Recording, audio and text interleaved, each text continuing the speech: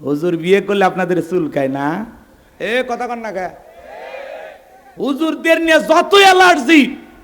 হুজুরের বউ শোনেননি?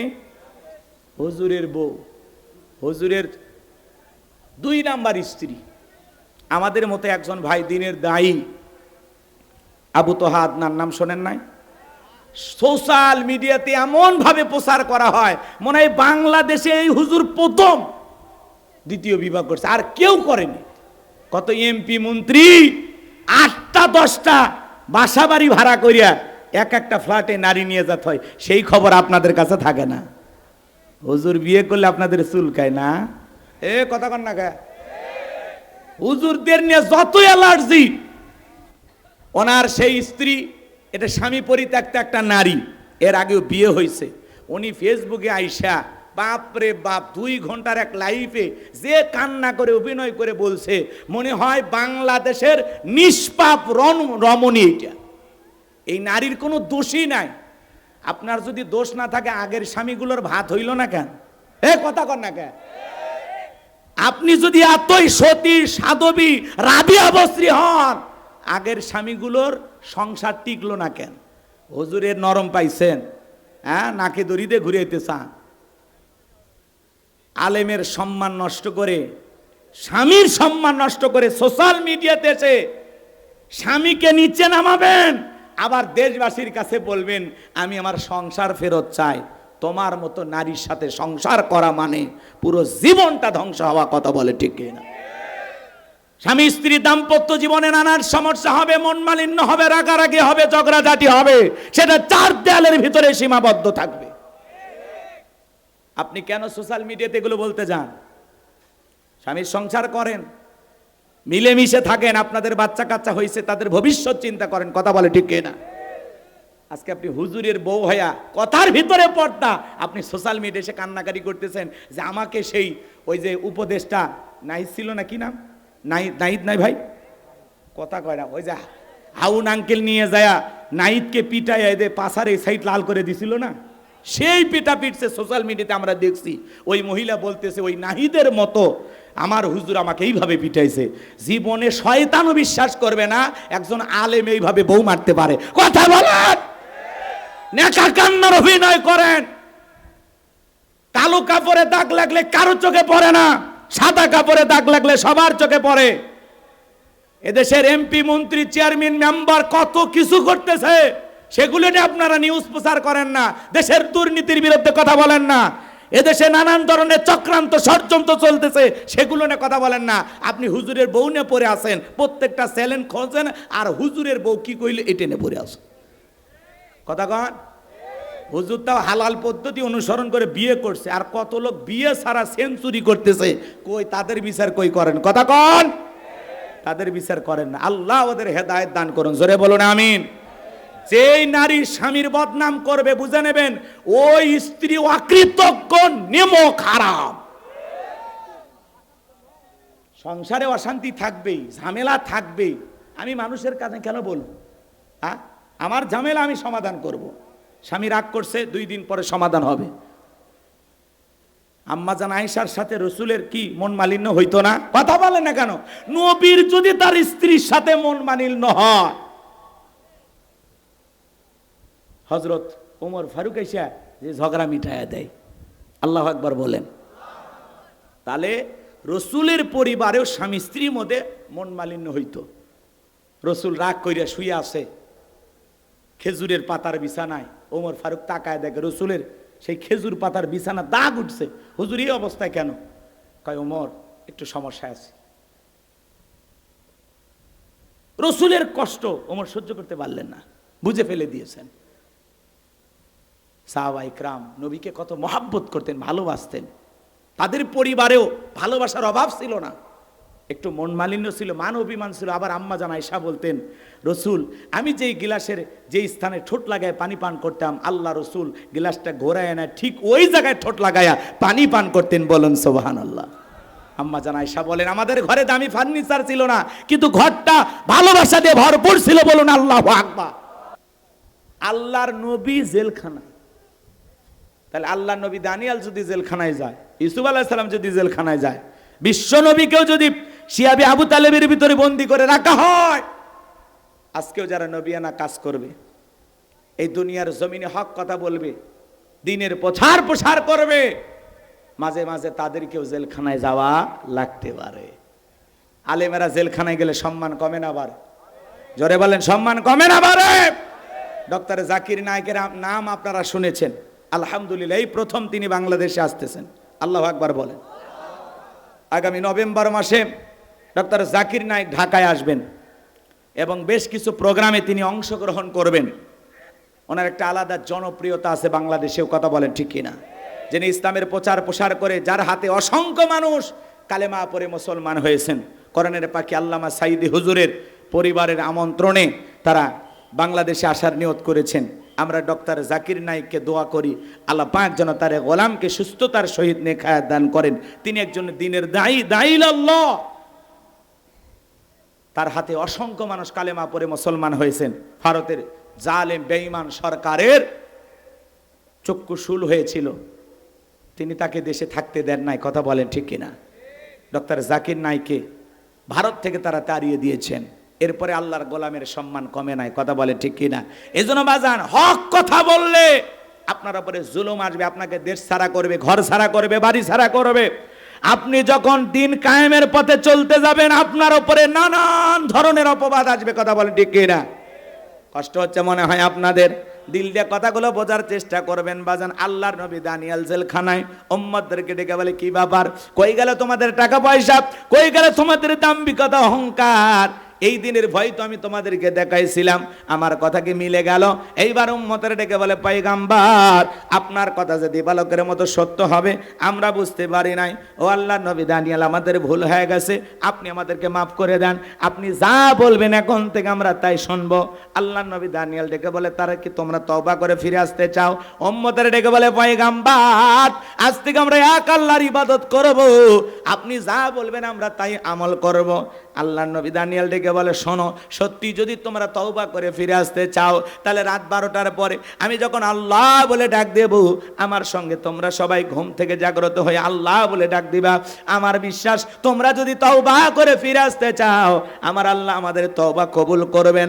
আর অবশ্যই আমার আল্লাহ পারেন একমাত্র জালেমের জেলখানা থেকে মুক্ত করার ব্যবস্থা করে দিতে। বলুন আল্লাহু আকবার। রাত 12টা পার হয়ে গেছে, আল্লাহ নবী দানিয়েল আলাইহিস সালাম আল্লাহ বলে ডাক দিয়েছেন। একটু সবাই জোরে ডাক দেন আল্লাহ, ভালোবেসে ডাক দেন আল্লাহ, আর একটু জোরে বলেন আল্লাহ। কলিজাটা মানে ভরে যায় আল্লাহ বলে, মানে কলিজার মধ্যে কোনো ফাঁকা থাকে না, কথা বলে।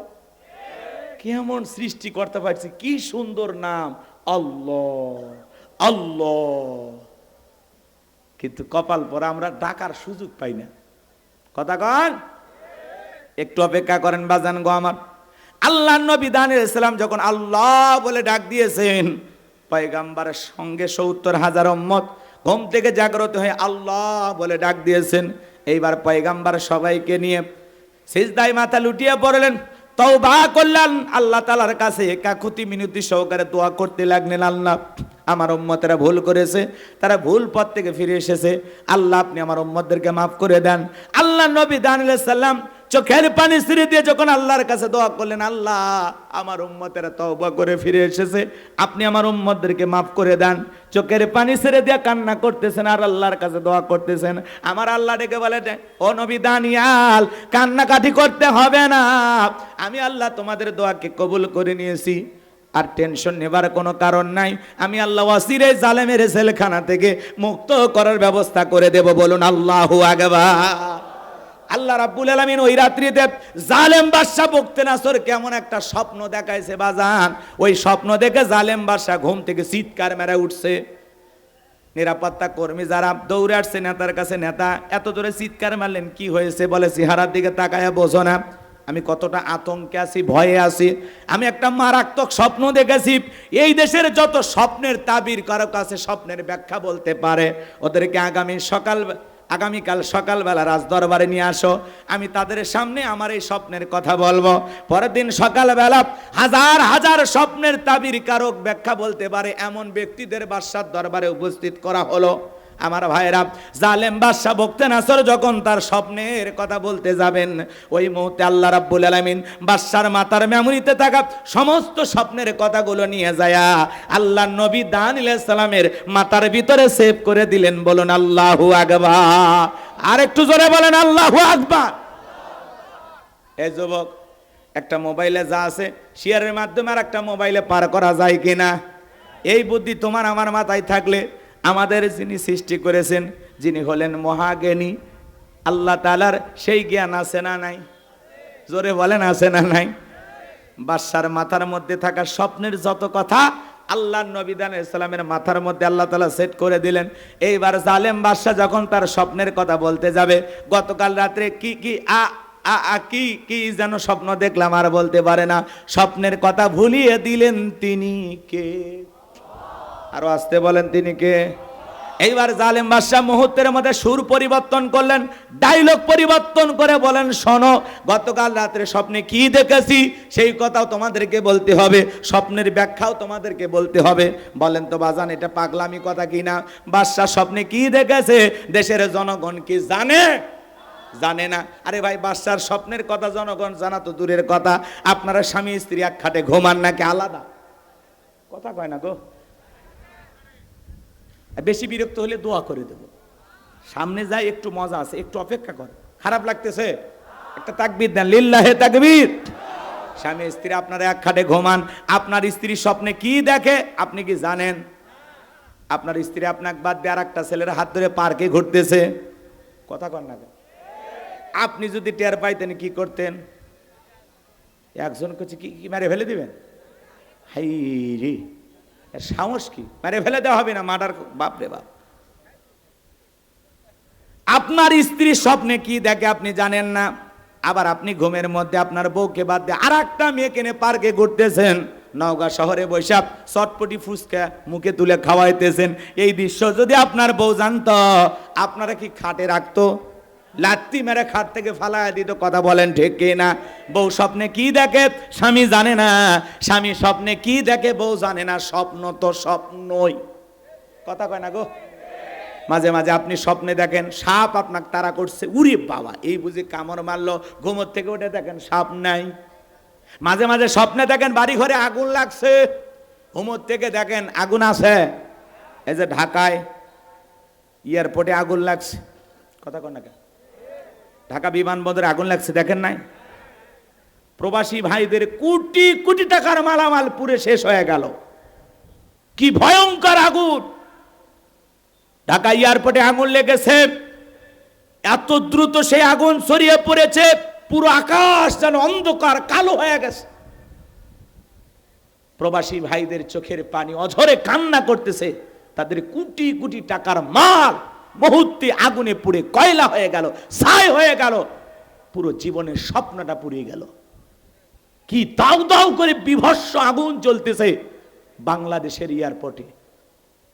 কথা বলেন না কেন আপনারা? এদেশে মাঝে মাঝে আগুন লাগার ঘটনা ঘটে, কিছুদিন আলোচনা সমালোচনা হয়, আবার যে সেই।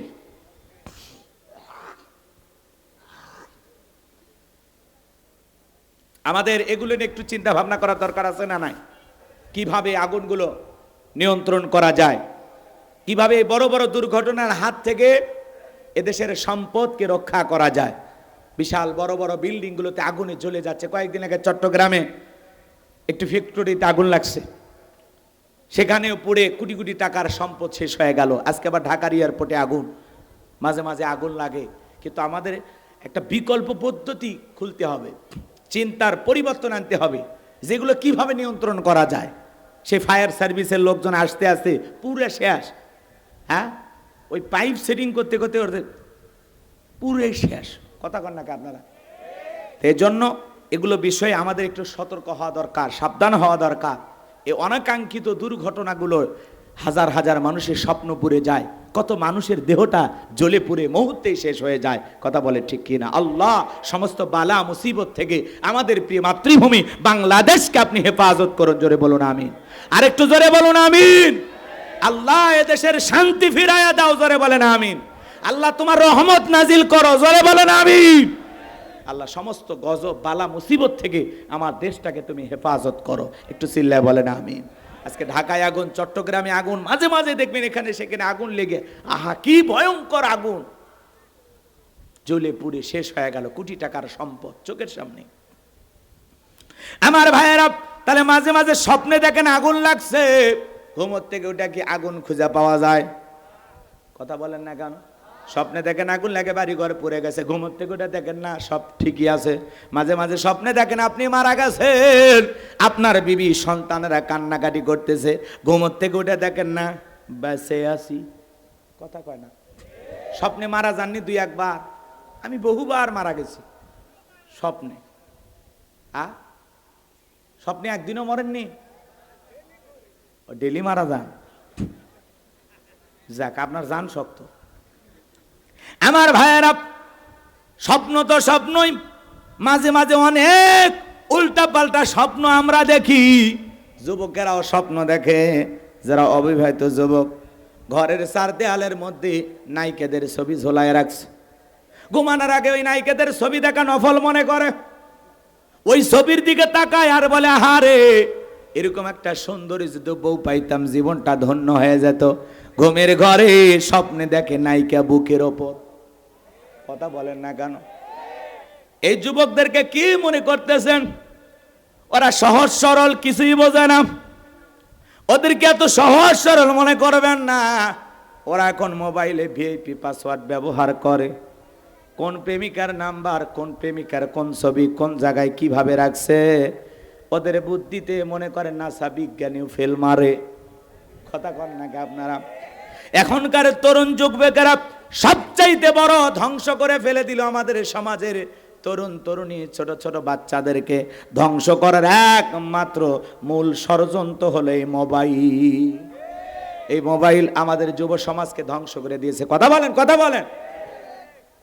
পুরো দেশটাকে ধ্বংস করে দিতেছে এই মোবাইল। মোবাইলের ওজন কম, কিন্তু মোবাইলের মাধ্যমে পাপের ওজনটা অনেক বেশি।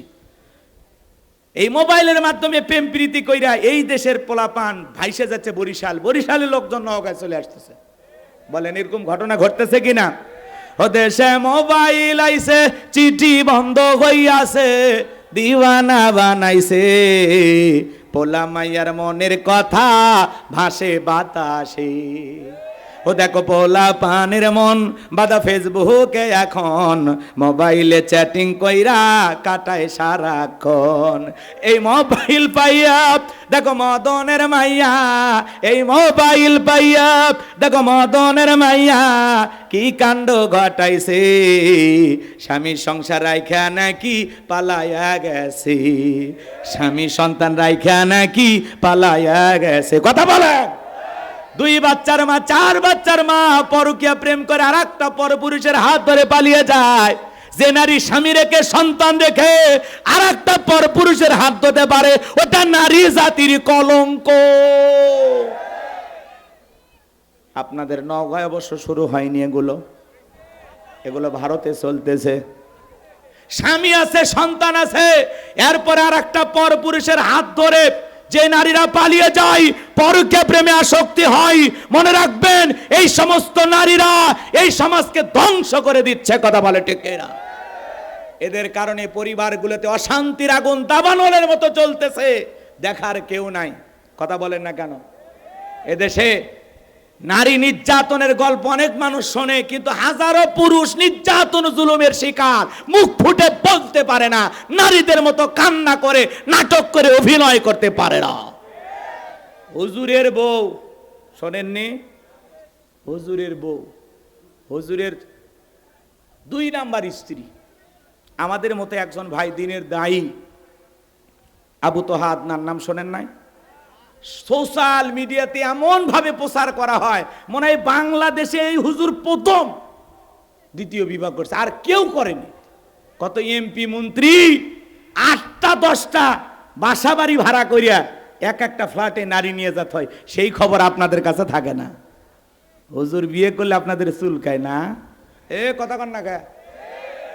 হুজুরদের নিয়ে যত অ্যালার্জি। ওনার সেই স্ত্রী, এটা স্বামী পরিত্যক্ত একটা নারী, এর আগেও বিয়ে হয়েছে।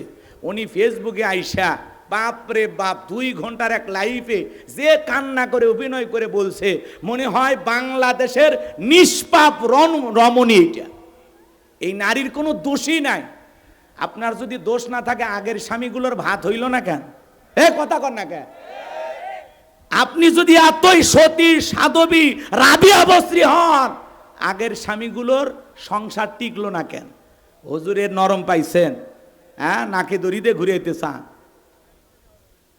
আলেমের সম্মান নষ্ট করে, স্বামীর সম্মান নষ্ট করে সোশ্যাল মিডিয়াতে এসে স্বামীকে নিচে নামাবেন, আবার দেশবাসীর কাছে বলবেন আমি আমার সংসার ফেরত চাই। তোমার মতো নারীর সাথে সংসার করা মানে পুরো জীবনটা ধ্বংস হওয়া। কথা বলে ঠিক কিনা? স্বামী স্ত্রী দাম্পত্য জীবনে নানান সমস্যা হবে, মন মালিন্য হবে, রাগারাগি হবে, ঝগড়াঝাটি হবে, সেটা 4 দেয়ালের ভিতরে সীমাবদ্ধ থাকবে। আপনি কেন সোশ্যাল মিডিয়াতে এগুলো বলতে যান? স্বামীর সংসার করেন, মিলেমিশে থাকেন, আপনাদের বাচ্চা কাচ্চা হয়েছে, তাদের ভবিষ্যৎ চিন্তা করেন। কথা বলে ঠিক কিনা? আজকে আপনি হুজুরের বউ হইয়া কথার ভিতরে পর্দা, আপনি সোশ্যাল মিডিয়ায় এসে কান্নাকারি করতেছেন যে আমাকে সেই ওই যে উপদেশটা নাহিদ ছিল না, কি নাম, নাহিদ নাই ভাই, কথা কয় না, ওই যে হাউন আঙ্কেল নিয়ে যায় নাহিদকে পিটাইয়া এদের পাশার এই সাইড লাল করে দিছিল না, সেই পিটা পিটছে সোশ্যাল মিডিয়াতে আমরা দেখছি। ওই মহিলা বলতেছে ওই নাহিদের মতো আমার হুজুর আমাকে এইভাবে পিটাইছে। জীবনে শয়তানও বিশ্বাস করবে না একজন আলেম এইভাবে বউ মারতে পারে। কথা বলেন, নেকা কান্নার অভিনয় করেন। কালো কাপড়ে দাগ লাগলে কারো চোখে পড়ে না, সাদা কাপড়ে দাগ লাগলে সবার চোখে পড়ে। এদেশের এমপি মন্ত্রী চেয়ারম্যান মেম্বার কত কিছু করতেছে, সেগুলো নিয়ে আপনারা নিউজ প্রচার করেন না, দেশের দুর্নীতির বিরুদ্ধে কথা বলেন না, এদেশে নানান ধরনের চক্রান্ত ষড়যন্ত্র চলতেছে, সেগুলো নিয়ে কথা বলেন না। আপনি হুজুরের বউ নিয়ে পড়ে আসেন, প্রত্যেকটা চ্যালেঞ্জ খোঁজেন, আর হুজুরের বউ কি কইলে এটা নিয়ে পড়ে আসেন। কথা কন, হুজুর তাও হালাল পদ্ধতি অনুসরণ করে বিয়ে করছে, আর কত লোক বিয়ে ছাড়া সেঞ্চুরি করতেছে, কই তাদের বিচার কই করেন? কথা কন, তাদের বিচার করেন না। আল্লাহ ওদের হেদায়েত দান করুন, জোরে বলুন আমিন। যেই নারী স্বামীর বদনাম করবে বুঝে নেবেন ওই স্ত্রী অকৃতজ্ঞ, নেমক, হারাম। সংসারে অশান্তি থাকবেই, ঝামেলা থাকবেই। আমি মানুষের কাছে কেন বলবো? আমার ঝামেলা আমি সমাধান করব। স্বামী রাগ করছে, 2 দিন পরে সমাধান হবে। আম্মাজান আয়েশার সাথে রসুলের কি মন মালিন্য হইতো না? কথা বলেন না কেন? নবীর যদি তার স্ত্রীর সাথে মন মালিন্য হয়, হযরত ওমর ফারুক এসে যে ঝগড়া মিটাইয়া দেয়, আল্লাহু আকবার বলেন। তাহলে রসুলের পরিবারেও স্বামী স্ত্রীর মধ্যে মন মালিন্য হইতো। রসুল রাগ কইরা শুয়ে আছে খেজুরের পাতার বিছানায়, ওমর ফারুক তাকায় দেখে রসুলের সেই খেজুর পাতার বিছানা দাগ উঠছে। হুজুর এই অবস্থায় কেন? কয় ওমর একটু সমস্যা আছে। রসুলের কষ্ট ওমর সহ্য করতে পারলেন না, বুঝে ফেলে দিয়েছেন। সাহাবা ইকরাম নবীকে কত মহাব্বত করতেন, ভালোবাসতেন, তাদের পরিবারেও ভালোবাসার অভাব ছিল না, একটু মন মালিন্য ছিল, মান অভিমান ছিল। আবার আম্মা জান আয়েশা বলতেন, রসুল আমি যেই গিলাসের যেই স্থানে ঠোঁট লাগায় পানি পান করতাম, আল্লাহ রসুল গিলাসটা ঘোরায় না ঠিক ওই জায়গায় ঠোঁট লাগায়া পানি পান করতেন। বলেন সুবহানাল্লাহ। আম্মা জান আয়েশা বলেন আমাদের ঘরে দামি ফার্নিচার ছিল না, কিন্তু ঘরটা ভালোবাসা দিয়ে ভরপুর ছিল। বলুন আল্লাহু আকবার।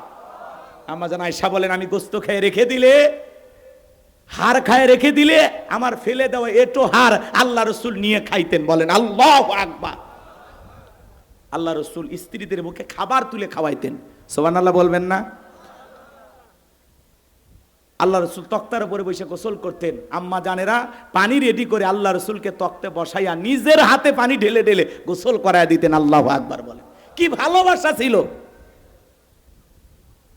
একসাথে রসুলের 9 জন স্ত্রী দেখে বলেন নবী আপনি আমাদের মধ্যে সবচেয়ে কারে বেশি ভালোবাসেন? বলে এই জবাব আগামীকাল দেব।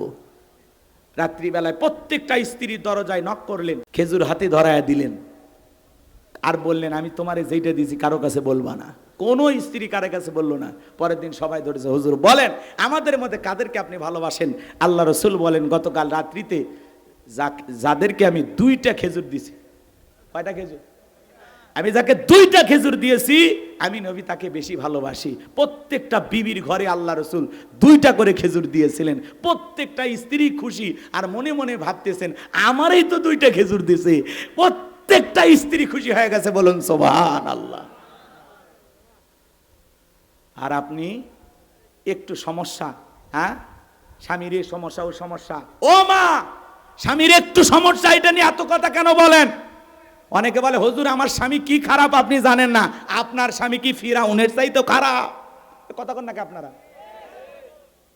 ফিরাউনের মতো একজন কাফের জালেম, তার সংসার কইরা আসিয়া যদি জান্নাতে যেতে পারে, আসিয়া যদি একজন জান্নাতি নারী হতে পারে, ও মা আপনাকে অনুরোধের ভাষায় বলে যায়, মা নিজেদের সমস্যাগুলো নিজেরা সমাধান করবেন। সোশ্যাল মিডিয়াতে বলে সমাধান কোনোদিন পাওয়া যাবে না। এতে স্বামী অপমান হবে, আপনি নিজে ছোট হবেন, সমাজের চোখে একজন আলেমকে অসম্মান করা হয়। কথা বলেন ঠিক কি না? পুরুষ মানুষ সব সহ্য করবে, কিন্তু পুরুষের ইজ্জতের ওপরে, সম্মানের ওপরে কোন নারী আঘাত করলে এটা কোনো পুরুষ মেনে নিতে পারে না। এ কথা কন নাকি আপনারা? আল্লাহ যেন আমাদের হেদায়েত দান করেন।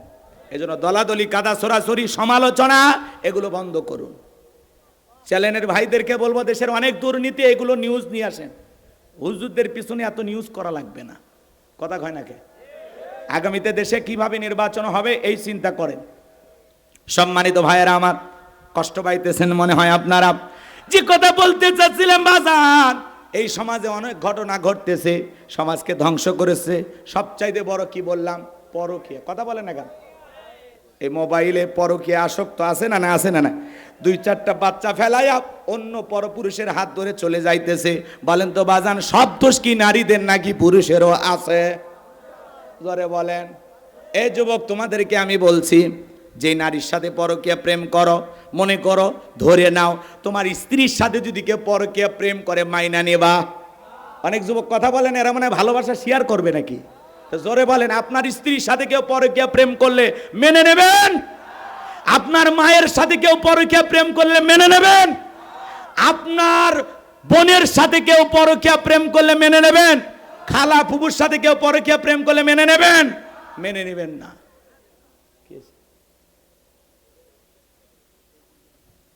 রাগ করতেছেন আপনারা? দিল দিয়া কথাগুলো বুঝবেন। প্রত্যেকটা পুরুষ এটা মেনে নিতে পারে না। আমার স্ত্রী অন্য কারো হতে, পরকীয়া আসক্ত হতে, এটা কোনো স্বামী মেনে নিতে পারে না। তাহলে আপনি যেই নারীর সাথে পরকীয়া প্রেম করতেছেন যুবক, ওইটা কারো না কারো স্ত্রী, কারো না কারো মা, কারো না কারো মেয়ে। তাহলে কেন ওই দিকে নজর দিতেছো? কথা বলেন না কেন? তাহলে আমাদের পরিবর্তন হওয়ার দরকার আছে না নাই? প্রত্যেকটা যুবকের পায়ে হাত দিয়ে আমি গোলাম রব্বানী বলে যাই, যদি নিজেকে মুসলিম দাবি করো, আজ থেকে শপথ গ্রহণ করো, কোন বিবাহিত নারীর দিকে বাঁকা চোখে তাকাবো না। কথা কন না? আল্লাহ বলেছেন কুল্লিল মুমিনিনা ইয়াগুদ্দু মিন আবসারিহিম, মুমিন পুরুষের দৃষ্টি থাকবে নিচের দিকে। কথা বলেন ঠিক কি না? যুবক, কত গরিব মেয়ে আছে বিয়ে দিতে পারে না, যা ওই গরিব মেয়েটাকে বিয়ে করো, আল্লাহ খুশি হবে। কত স্বামী পরিত্যক্তা নারী আছে, সন্তানগুলো নিয়ে অসহায় জীবন যাপন করতেছে, যাও বিয়ে কর, আল্লাহ খুশি হবে। তুমি ওই জায়গায় যাবা না। কথা কয় না কেন? আমার ভাইয়েরা মন খারাপ করবেন না।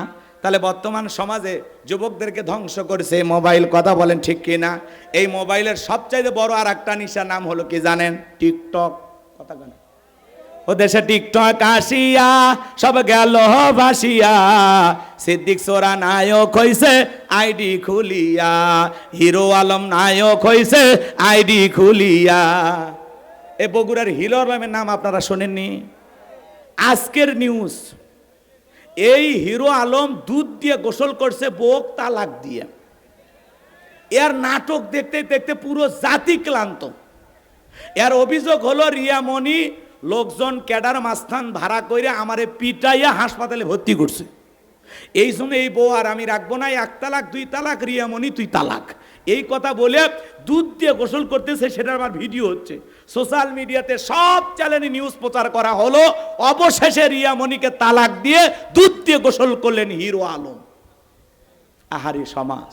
আরে ভাই তালাক দিছু ভালো কথা, বউ ভালো লাগে নাই, ঝামেলা হয়েছে, তালাক দিছিস ভালো কথা, দুধ দিয়ে গোসল করলি আর ভিডিও করে ছেড়ে দিলি। এরা সব সময় ভাইরাল হয়ে থাকে, কথা কয় না, কথা কয় না। নির্বাচনে দাঁড়াইয়া ভোট কয়টা পাইছে না পাইছে দৌড় দেয়, ভাইরাল হয়, পান্তা খায় ভাইরাল হয়, মার খায়ও ভাইরাল হয়, এমনকি বউ মাস্তান ক্যাডার ভাড়া করে পিটছে তাও ভাইরাল, বউ তালাক দিয়েও ভাইরাল। এর করে খালি ভাইরাল হওয়ার নেশা। হিরো আলম চেনেন না আপনারা? আজকে বউ তালাক দিছে, দিয়ে গোসল করছে দুধ দিয়ে। আচ্ছা হোক, এরপরে ছেলেটা পবিত্র হোক, আমরা দোয়া করি। হিরো আলম ভাই আপনি চিল্লায় যান, কথা কেন 40 দিনের চিল্লায় যান, যায়া তাবলিগে যাই, ইবাদত বন্ধকি নামাজ কালাম কিছু শিখে পরিবর্তন হয়ে যান, বিয়ে শাদী বন্ধ করে দেন, কথা কয় না।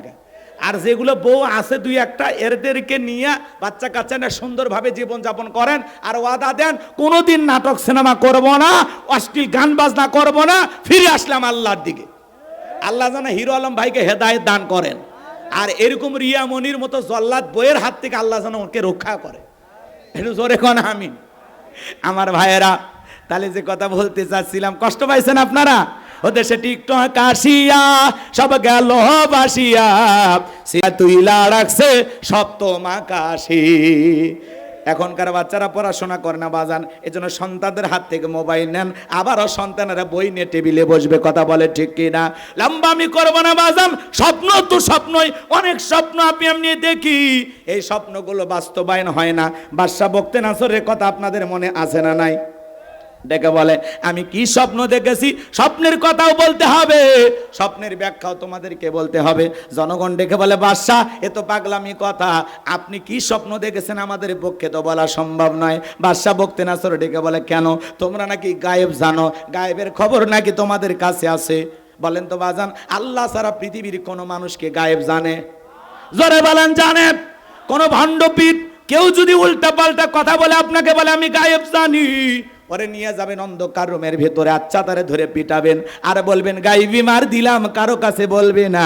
মনে রাখবেন আল্লাহ ছাড়া দুনিয়ার কেউ গায়েব জানে না।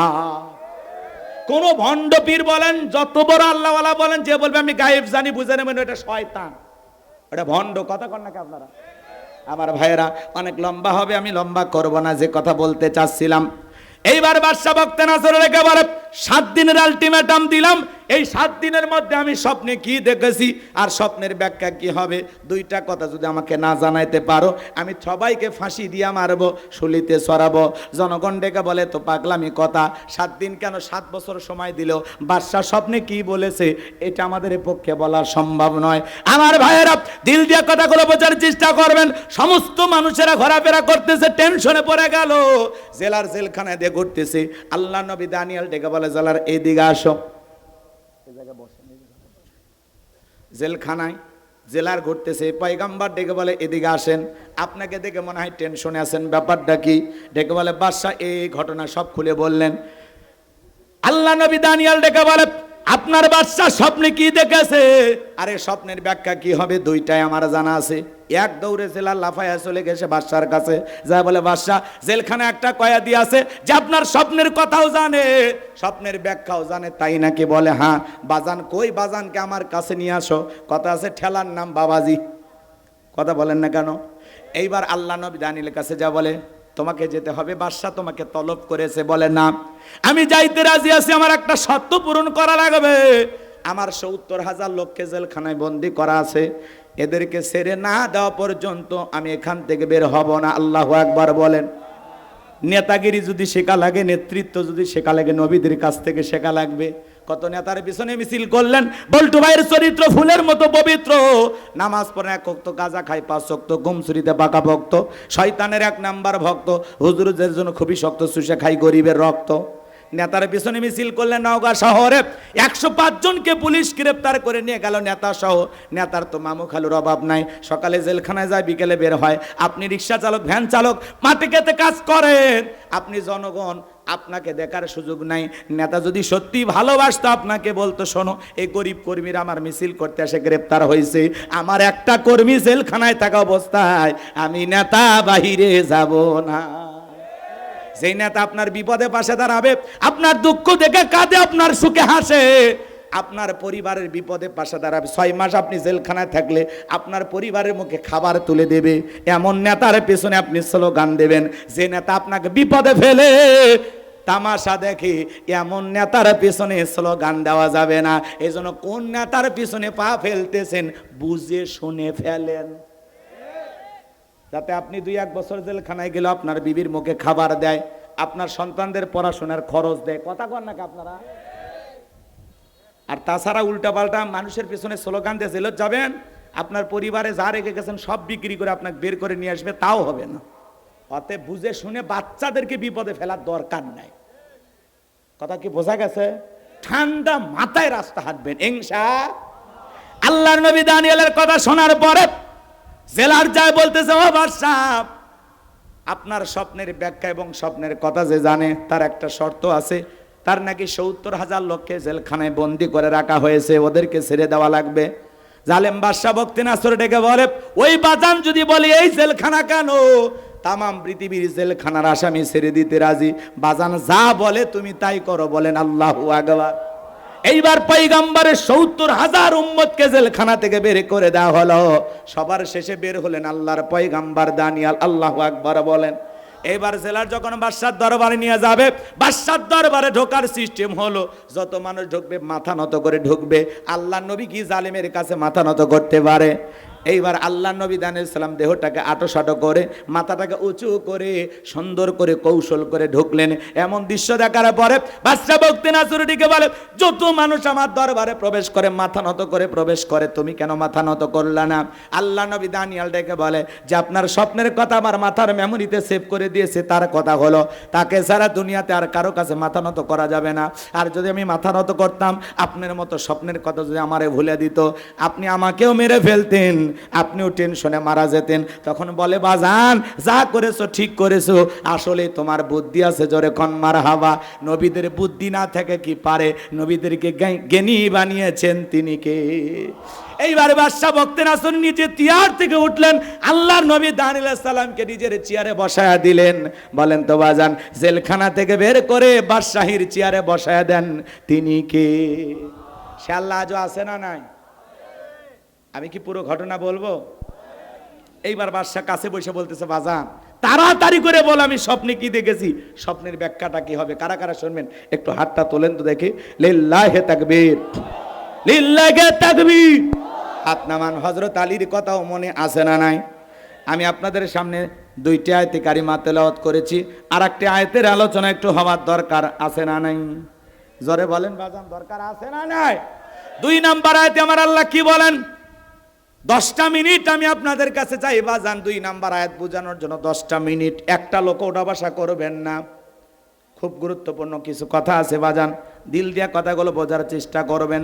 আমার আল্লাহ রাব্বুল আলামিন বলেন, আল্লাযী খলাকাল মাউতা ওয়াল হায়াতা লিয়াবলুয়াকুম আইয়ুকুম আহসানু আমালা ওয়া হুয়াল আজিজুল গফুর। আল্লাহ রাব্বুল আলামিন বলেন, আল্লাযী খলাকাল মাউতা ওয়াল হায়াতা, যিনি সৃষ্টি করেছেন মৃত্যু আর জীবন, লিয়াবলুয়াকুম আইয়ুকুম আহসানু আমালা, আমি আল্লাহ পরীক্ষা করে দেখব আমলের দিক দিয়ে কার আমল কত বেশি উত্তম, কার আমল কত বেশি সুন্দর। দিল দিয়ে কথাগুলো বোঝার চেষ্টা করবেন, আমলের দিক দিয়ে কারা সবচাইতে উত্তম, কার আমল সবচাইতে ভালো, আল্লাহ সেইটা পরীক্ষা করে দেখবেন। দুনিয়াটা পরীক্ষা দেওয়ার জায়গা, আর ফলাফল পাওয়ার নাম হলো আখিরাত। ফলাফল কই পাইবেন? কোন জায়গায়? দিল দিয়ে কথাগুলো বোঝেন বাজান। আল্লাহ বলেন, আল্লাযী খলাকাল মাউতা ওয়াল হায়াতা, যিনি সৃষ্টি করেছেন মৃত্যু আর জীবন। সর্বপ্রথম আল্লাহ মৃত্যুর কথা কেন বললেন বাজান? এই দুনিয়াতে আসার একটা সিরিয়াল আছে, যাওয়ার কিন্তু কোনো সিরিয়াল নাই। দাদা আসছে, দাদার পরে বাবা আসছে, বাবার পরে আমি আসলাম, আমার পরে আমার সন্তানরা আসলো। কিন্তু যাওয়ার বেলায় দাদার আগে নাতি চলে যায়, নাতির আগে দাদা চলে যায়, বাবা জীবিত থেকে সন্তান চলে যায়। একজন বাবার কাঁধে সন্তানের লাশ, এটা পৃথিবীর সব চাইতে ভারী বোঝা। কে কখন মারা যাবে আমরা কেউ জানি না।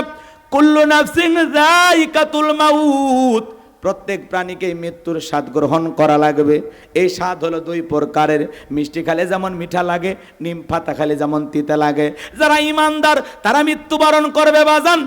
একটা দুধ পান করা শিশু মায়ের দুধ খাইতে খাইতে যেমন ঘুমের মধ্যে চলে যায়, একজন ইমানদার তেমনি ভাবে দুনিয়ার থেকে বিদায় নেবে, টেরও পাবে না। বলুন সুবহানাল্লাহ। কিন্তু যারা নাফরমান বেঈমান, আল্লাহর অবাধ্য গোলাম, যারা শয়তানের ওয়াসওয়াসায় পড়ে মিসগাইড হয়েছিল, ভুল পথে পরিচালিত হয়েছিল, যারা বলেছে খাও দাও ফুর্তি করো, দুনিয়াটা মস্ত বড়, দুনিয়ার রং তামাশায় যারা মেতেছিল, তারা যখন মৃত্যুবরণ করবে দেখেন না মানুষ চোখগুলো বড় বড় করে, পেশাব পায়খানা করে দেয়, গালি দিতে দিতে মারা যায়। কত মানুষ মৃত্যুর 6 মাস আগে জবানটা বন্ধ হয়ে যায়, এমন ভাবে অসুস্থ হয়ে যায়, নিজের হাতে তুলে খাবে এমন শক্তিও থাকে না।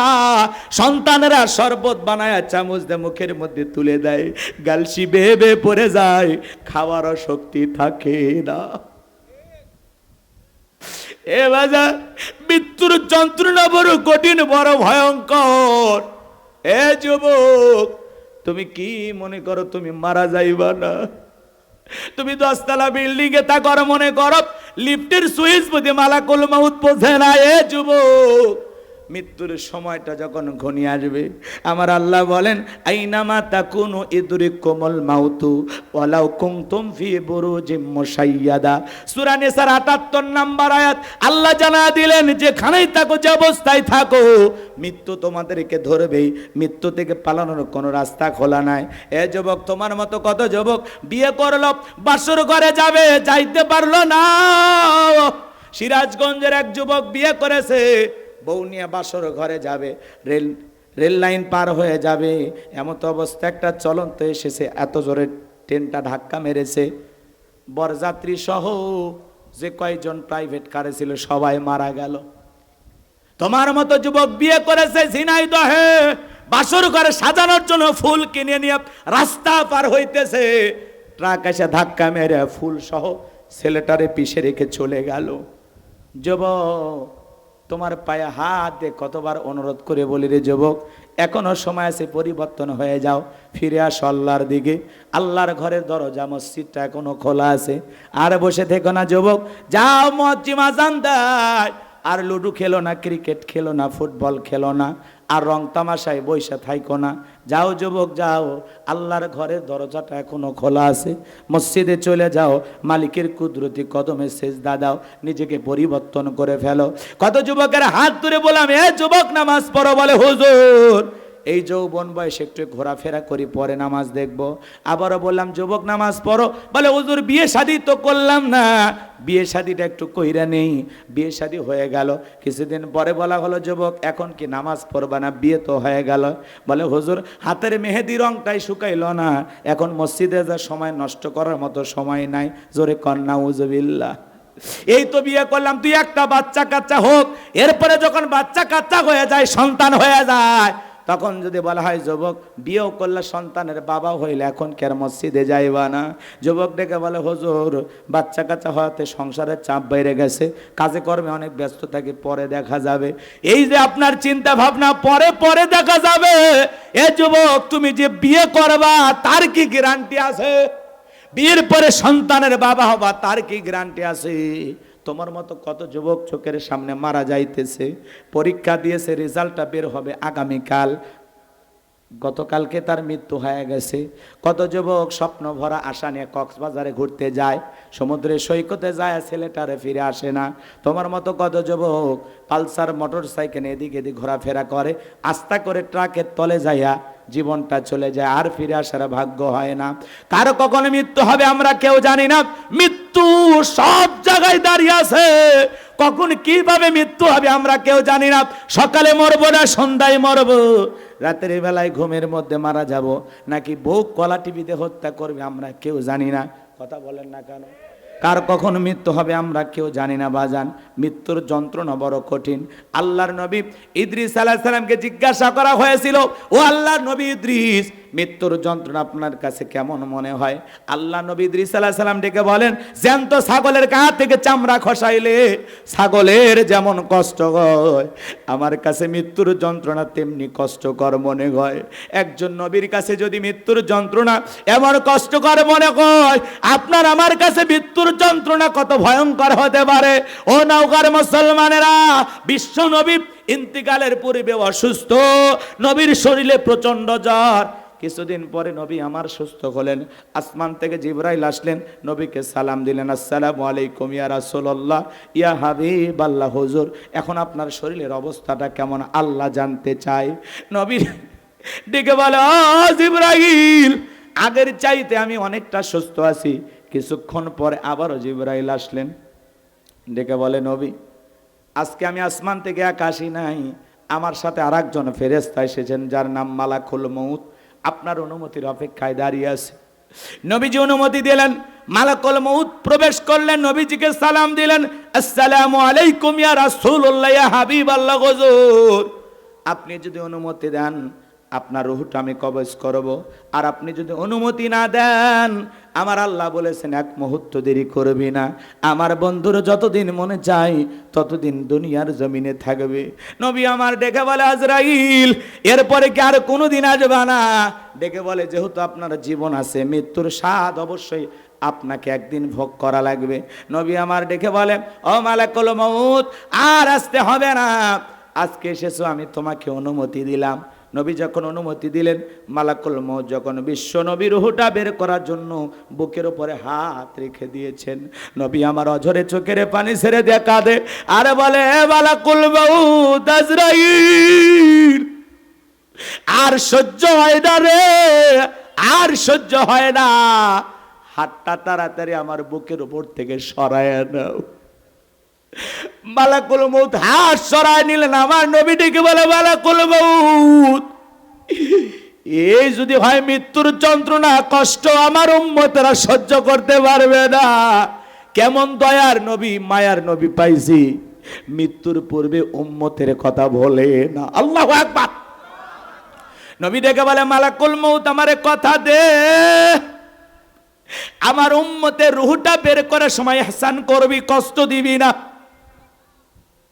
আজরাইল ডেকে বলে, নবী আপনার উম্মতের মধ্যে যারা আপনার আদর্শ মোতাবেক চলবে, আল্লাহর বিধান মোতাবেক চলবে গো নবী, কথা দিলাম ওই নেককারদের রূহটা বের করার সময় আমি ইহসান করব, যাতে তাদের কম কষ্ট হয়। নবী খুশি হয়ে গেলেন। এইবার দ্বিতীয়বার যখন নবীজির রূহটা বের করার জন্য মালাকুল মউত নবীজির বুকের উপরে হাত রেখে দিয়েছে, নবী আবারও অজরে চোখের পানি ছেড়ে দেখা দে আর বলে, মালাকুল মউত, আজরাইল সহ্য হয় না, সহ্য করতে পারি না, তাড়াতাড়ি করে আমার বুকের উপর থেকে হাতটা নামায় নাও। নবী আবার ডেকে বলে, মালাকুল মউত এই যদি কয় মৃত্যুর যন্ত্রণা আমার উম্মতেরা সহ্য করতে পারবে না, তুমি যখন আমার বুকের উপরে হাত রেখে দিয়েছো, আমার কাছে মনে হয় উহুদ পাহাড়টা আমার বুকের উপরে চেপে ধরা হয়েছে। নবীর মৃত্যুর যন্ত্রণা যদি এমন হয়, ও নওগাঁর মুসলমান, আপনার আমার কি হবে একটু চিন্তা করে দেখেন। তৃতীয়বার নবীজির বুকের উপরে হাতটা রাখলেন, নবীজির রূহটা বের হয়ে যাবে, আপনার আমার নবী পৃথিবীর মায়া ত্যাগ করে চলে যাবেন।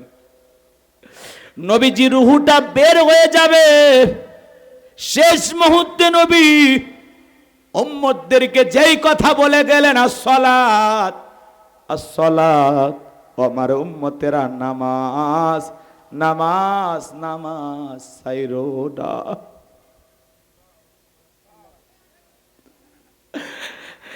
নবীজির রূহটা বের হয়ে যাচ্ছে, ওই সময় নবী উম্মতদেরকে বলে গেলেন, আমার উম্মতেরা আসসালাত আসসালাত, নামাজ নামাজ নামাজ ছাইরো না।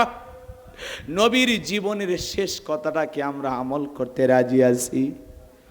নওগাঁর কোন কোন মুসলমান আছেন নবীর জীবনের শেষ কথাটা আমল করবেন, জীবন দশায় কোনোদিন 5 ওয়াক্ত নামাজ কাজা করবেন না? কারা কারা আছেন হাত তুলে আল্লাহকে একটাবার দেখান। আল্লাহ আমাদের সবাইকে 5 ওয়াক্ত নামাজি বানায় দেন, জোরে বলেন আমিন। আল্লাহ আমাদের সবাইকে 5 ওয়াক্ত নামাজি বানায় দেন, জোরে বলেন আমিন। জামাতের সহিত মসজিদে গিয়ে 5 ওয়াক্ত সালাত আদায় করব আল্লাহ ইনশাআল্লাহ। নবীর মুখ থেকে বের হওয়া শেষ শব্দ, নাতির কথা বললেন না, সন্তানদের কথা বললেন না, জামাইয়ের কথা বললেন না, কত উম্মতকে ভালোবাসতেন। ও আমার উম্মতেরা, তোমরা নামাজ ছেড়ো না। আজকে মসজিদে আজান হয়, মুসল্লি 5 জন 7 জন। ফজরে এমনও মসজিদ মুয়াজ্জিম একাই আজান দিয়ে একাই নামাজ পড়ে, কপাল পোড়াগুলো নাক ঢেকে ঘুমায়, মসজিদে আসে না। কথা বলেন ভাই। এখানে এমনও মানুষ আছে, আমরা অনেকে এশার নামাজ পড়ি নাই, নিয়ত করছি হুজুর 3টা পর্যন্ত ওয়াজ করেন শুনবো, কিন্তু ফজর পড়বো না। এই ওয়াজের কোনো লাভ আছে বাজান? বলেন, প্রত্যেকটা মাহফিলে যাব কি নিজেদেরকে পরিবর্তন করার জন্য? আমি যত কথা বললাম, একটি কথাও যদি আপনার ভালো না লাগে, এখন যে কথা বলতেছি এই 2-4 মিনিটের বয়ানও যদি আপনার কাছে ভালো লাগে, আপনি যদি মনে করেন আমাকে হুজুর নামাজের কথা বলেছে, রসুলের জীবনের শেষ কথাটা আমি আজকে আমল করব, এই মাহফিল আমাদের জন্য নাজাতের ওসিলা হয়ে যেতে পারে, আপনার জীবনটাকে পরিবর্তন করে দিতে পারে। আজকের একটি সিদ্ধান্ত আপনাকে জান্নাত পর্যন্ত পৌঁছায় দিতে পারে। আজকে নামাজ ধরবো, কালকে ধরবো, রে ভাই ওই কালটা তো জানাজা হয়ে যেতে পারে। কথা কন নাকি আপনারা? কার কখন মৃত্যু হবে আমরা কেউ জানি?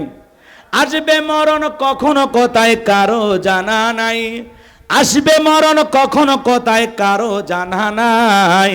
জানাজার নামাজের আগে নামাজ পড়ো ভাই, ও তোমার জানাজার নামাজের আগে নামাজ পড়ো ভাই। আসবে মরণ কখনো কোথায় কারো জানা নাই, আসবে মরণ কখনো কোথায় কারো জানা নাই। জানাজার নামাজের আগে নামাজ পড়ো ভাই, তোমার জানাজার নামাজের আগে নামাজ পড়ো ভাই। নিজের জানাজা হওয়ার আগে কি পড়া লাগবে? কারণ নিঃশ্বাসটা বন্ধ হয়ে গেলে আর ইবাদত করার চান্স থাকবে না। এখন আপনার হায়াত আছে, জিকির করতে পারবেন, কোরআন তেলাওয়াত করতে পারবেন, নামাজ আদায় করতে পারবেন, তওবা করতে পারবেন, গুনাহ থেকে বেঁচে থাকতে পারবেন। এখন সিজদা দেওয়ার সুযোগ আছে, তওবা করার সুযোগ আছে, কিন্তু মৃত্যুর পরে আফসোস কোনো কাজে আসবে? আল্লাহ আমাদের সবাইকে হেদায়েত দান করেন। এটা জোরে বলেন আমিন। আমি কি আপনাদেরকে কষ্ট দিয়ে ফেললাম? এখন আমরা দোয়ার দিকে যাই নাকি বলেন? বাকি কথা আরো শুনবেন? কথা শুনবেন আরো? তাহলে আমার অনুরোধ কি? নামাজ পড়া লাগবে, একটাই অনুরোধ। আচ্ছা, মুসলমানের কাছে যদি নামাজের ওয়াজ করা লাগে, এটা দুঃখের বিষয় না? আমরা মুসলমান সবাই জানি না নামাজ পড়া কি বাজান? ফরজ। একটু জোরে বলেন না। 5 ওয়াক্ত সালাত আদায় করা এটা কি? এটা রবের বাধ্যতামূলক ওয়াদা। কথা কি বোঝা গেল? অবশ্যই একজন মুসলিম 5 ওয়াক্ত সালাত আদায় করবে, সালাতের সাথে মুসলমানের সম্পর্ক থাকবে। নামাজি হব তো ইনশাল্লাহ। শয়তান অলসতা ধরায়, নানান ধরনের সমস্যা সামনে চলে আসে, সব সমস্যাকে পিছনে ফেলবো। দোকানদারি করেন, আজান হয়েছে বন্ধ দোকান, নামাজে যান, নামাজ পড়ে এসে বসবেন, আল্লাহ এমনি বরকত দিবে। কথা বলে ঠিক কিনা? আপনার আমার রিজেক্ট দিয়েই তো আল্লাহ দুনিয়ায় পাঠাইছে। কথা কর না ভাই? যেটুকু আপনি পাবেন সেটা তো তকদিরে লেখা হয়ে গেছে, ওটা তো ফিক্সড, ওটা তো আল্লাহ তাআলা বাজেট করে রাখছে। আপনার রিজেক্টটা আসমানে কি হয়ে গেছে? বাজেট হয়ে গেছে। আপনি লাফায়া কিছু করতে পারবেন না, সারা দুনিয়া ঘুরে কিছু করতে পারবেন না। আল্লাহ ঠিক আপনার নসিবে তকদিরে যতটুকু লেখে রাখছে ততটুকুই পাইবেন। কথা বলেন? আল্লাহ আপনার যতটুকু কল্যাণ রেখেছেন ততটুকু কল্যাণই হবে। পুরো পৃথিবীর মানুষ আপনার এখানে 19-20 করতে পারবে না। আবার আপনার তকদিরে যতটুকু অকল্যাণ, যতটুকু ক্ষতি আল্লাহ রেখেছেন ততটুকুই ক্ষতি হবে। পুরো পৃথিবীর মানুষ একত্রিত হয়ে আপনার এর চাইতে বেশি ক্ষতি করতে পারবে না। কথা কি বুঝতে পেরেছেন? আল্লাহ যেন আমাদের বুঝ দান করেন। একটু জোরে বলেন আমিন। সিদ্ধান্ত নেন বাজান, হঠাৎ করে মৃত্যু চলে আসবে। এই যে ওয়াজ শুনতেছি, আগামী বছর পর্যন্ত এই মাহফিলে আসতে পারবো? এই যে আমি গোলাম রব্বানি কথা বলতেছি, হয়তো বা আজকে নওগাঁ থেকে বগুড়ায় যাওয়ার পথে দুর্ঘটনা আমি মারা যেতে পারি। আগামীকালকে সোশ্যাল মিডিয়াতে প্রচার হয়ে যেতে পারে যে গোলাম রব্বানি গতকাল নওগাঁ থেকে ফেরার পথে গাড়ি দুর্ঘটনায় মারা গেছে। ইন্না লিল্লাহি ওয়া ইন্না ইলাইহি রাজিউন। ছেলে কাঁদবে, মেয়ে কাঁদবে, স্ত্রী সন্তানেরা কাঁদবে, আহাজারি করবে এলাকার মানুষ, ভক্তবৃন্দ যারা আছে তারাও কাঁদবে। ভালো হুজুর ছিল, বয়ান করত, কিন্তু এক সময় সবাই আমাকে ভুলে যাবে। কথা বলেন না কেন? এই জন্য বাজান সব সময় আমরা চিন্তা করব, মৃত্যু আমার খুব নিকটে। আল্লাহ যেন আমাদের হেদায়েতের পথে কবুল করেন। একটু জোরে বলেন না আমিন। আমার যুবক ভাইরা রে, আমি যে কথা বলেছিলাম হযরত আলীর কথা আপনাদের মনে আছে না নাই? বাদশার স্বপ্নের কথা মনে আছে না নাই? দুইটা ঘটনা বলতে গেলে অনেক সময় লেগে যাবে, বিশেষ করে বাদশার স্বপ্নের পুরো ঘটনাটা বলতে গেলে আমাকে কমপক্ষে 30 থেকে 40 মিনিট ওয়াজ করা লাগবে।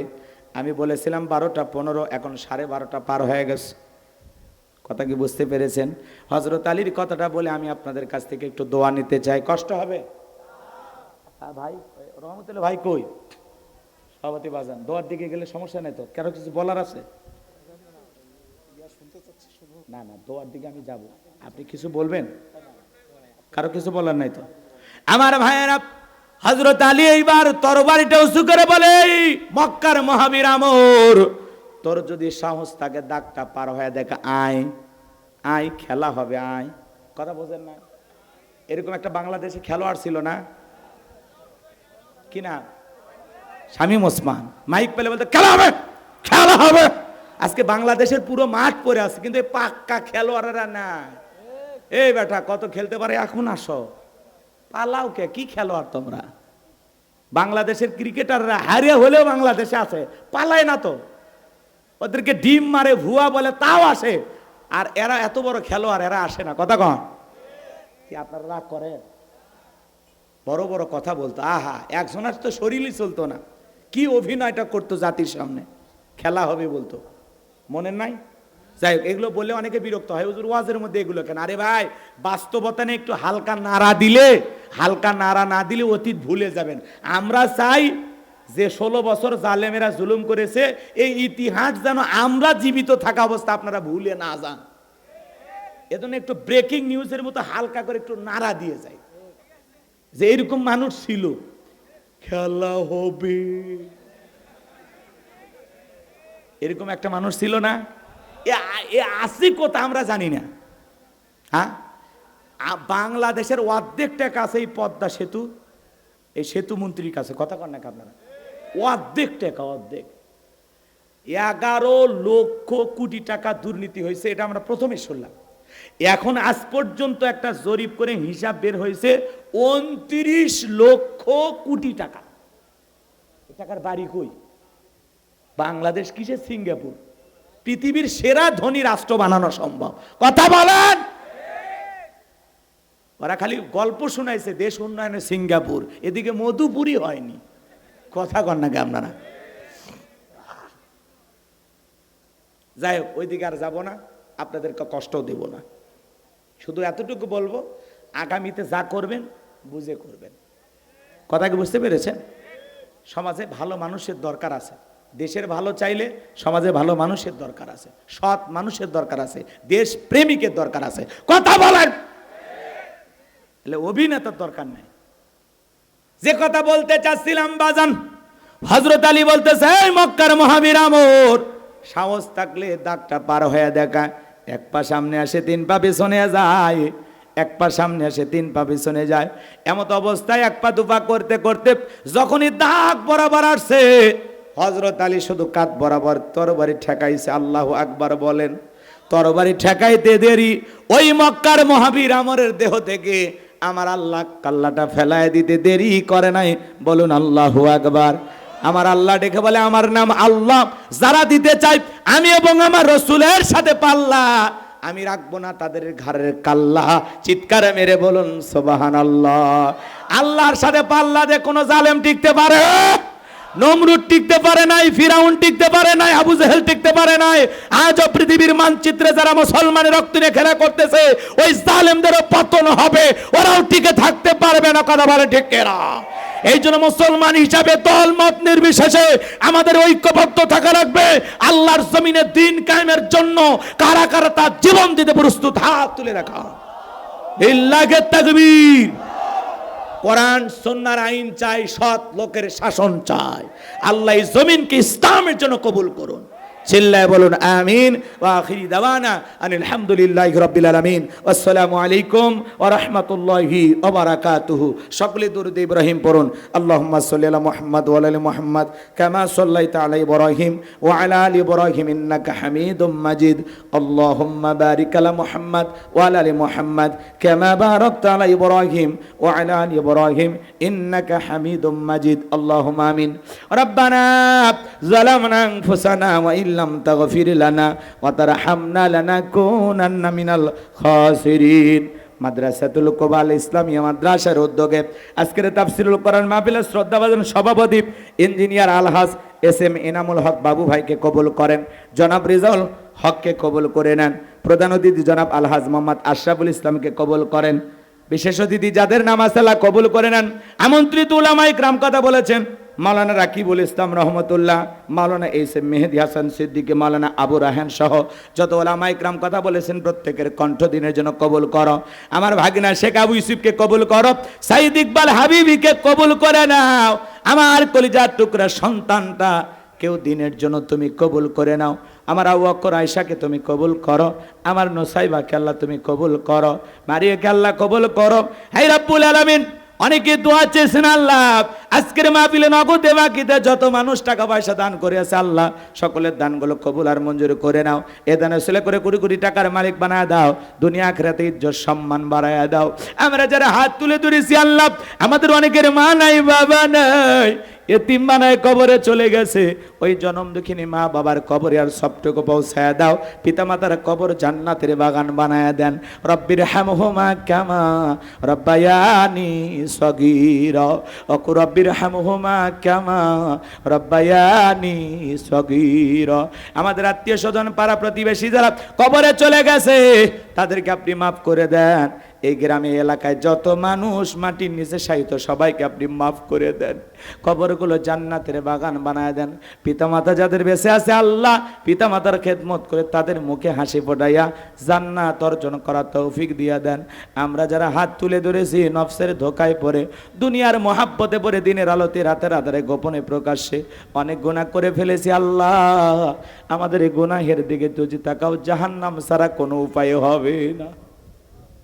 কত গুনাহ করছি আল্লাহ, দুনিয়ার সব চাইতে বড় পাপী বান্দা আমরা।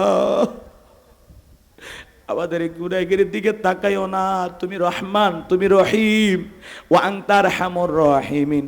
তোমার দয়ার বিশাল সাগরের দিকে তাকাইয়া আমাদের তামাম জিন্দেগির গুনাহগুলো মাফ করে দাও।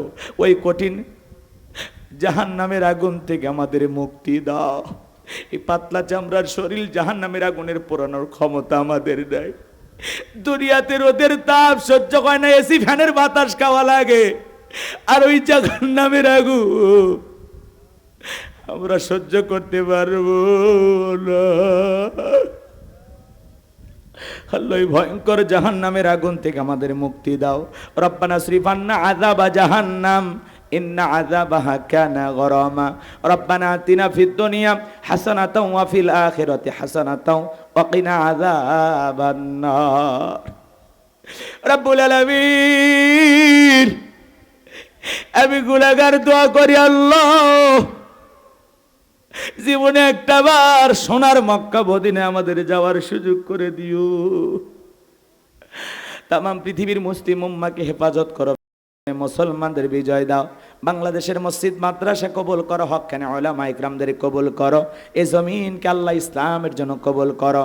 হে আল্লাহ তাআলা, আমার রহমতুল্লাহ ভাই সহ যারা এই মাদ্রাসার ওস্তাদ শিক্ষক হিসেবে দায়িত্ব পালন করেন, আল্লাহ মাদ্রাসার ওস্তাদ ছাত্রদের কবুল করে নেন।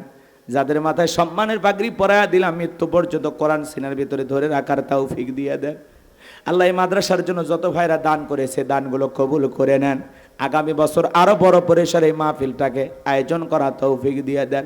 লাইটিং মাইটিং পোস্টার ব্যানার ডেকোরেটরে ভাইয়েরা সহ যারা স্বেচ্ছাসেবকের দায়িত্ব পালন করেছেন, আল্লাহ সবাইকে দুনিয়া আখিরাতের উত্তম জাযা দান করেন।